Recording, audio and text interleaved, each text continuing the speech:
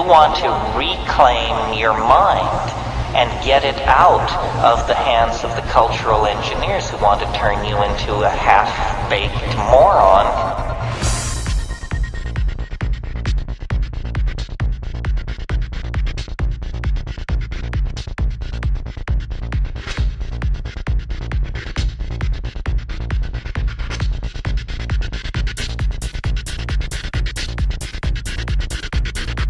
This is the point I want to make, that there is between the ego and full understanding of reality a barrier, a problem, the fear of the ego to surrender to the fact of chaos. Chaos is what we have lost touch with. And so the idea is that if we could restore the original diminished role of the ego that it had for that period, however long it was, that we could begin to solve our problems. Because the problems which face us, put very simply, are going to demand sacrifice.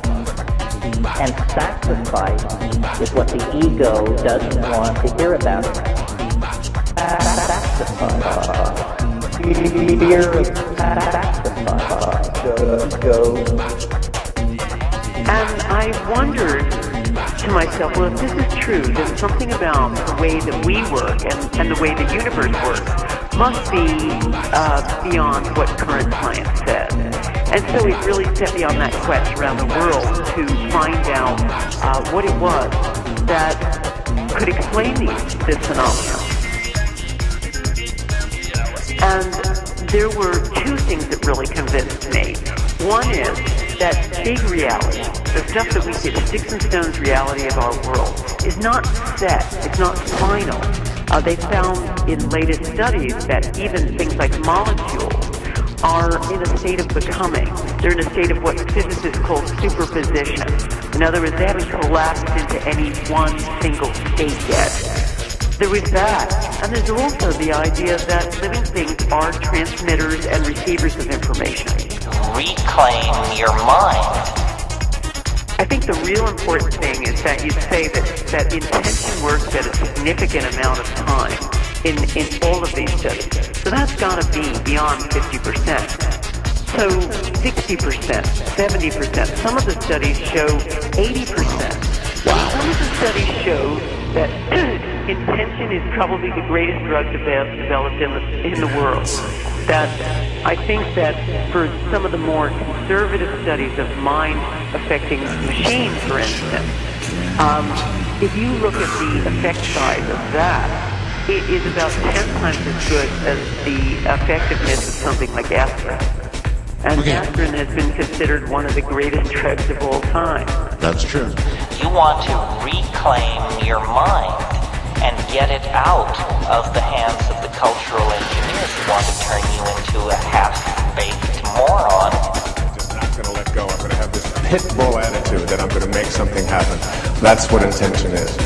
I'd like to offer here to you something that may change the way you look at things completely in terms of this idea of intention.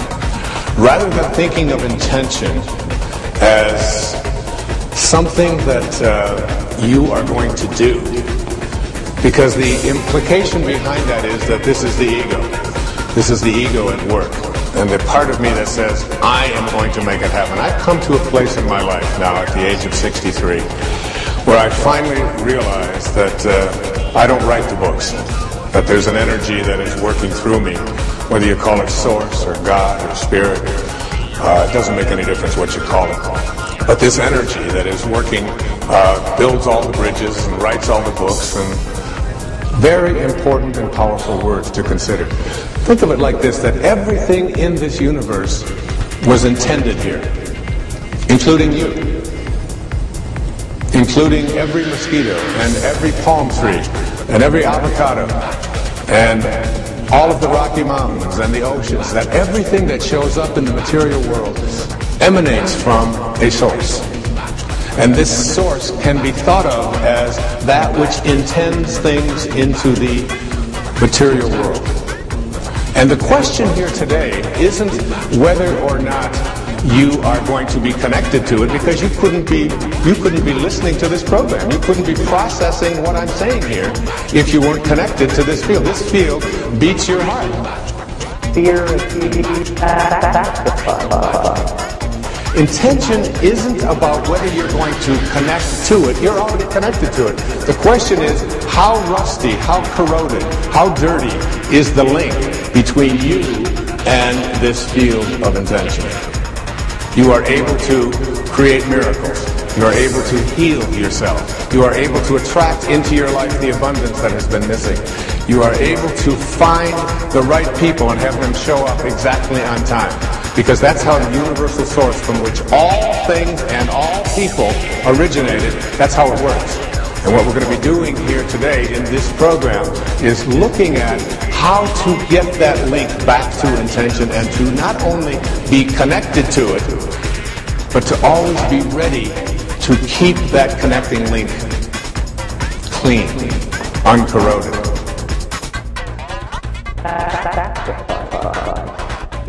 Fear of sacrifice. Go.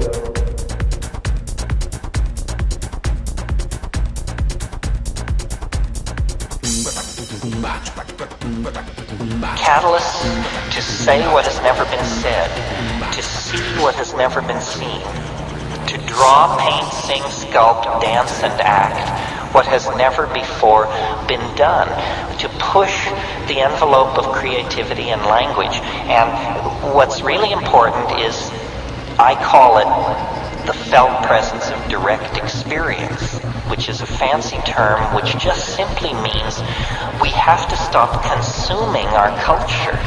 We have to create culture. Don't watch TV. Don't read magazines. Don't even listen to NPR. Create your own roadshow. The nexus of space and time where you are now is the most immediate sector of your universe. And if you're worrying about Michael Jackson or Bill Clinton or somebody else, then you are disempowered. You're giving it all away to icons. Icons which are maintained by an electronic media, so that you want to dress like X or have lips like Y or something. This is shit-brained, this kind of thinking. That is all cultural diversion, and what is real is you and your friends and your associations, your highs, your orgasms, your hopes, your plans, your fears. And we're told, no, we're unimportant, we're peripheral, get a degree, get a job, get a this, get a that, and then you're a player. You don't even want to play that game. You want to reclaim your mind and get it out of the hands of the cultural engineers who want to turn you into a half-baked moron consuming all this trash that's being manufactured out of the bones of a dying world. Where is that at?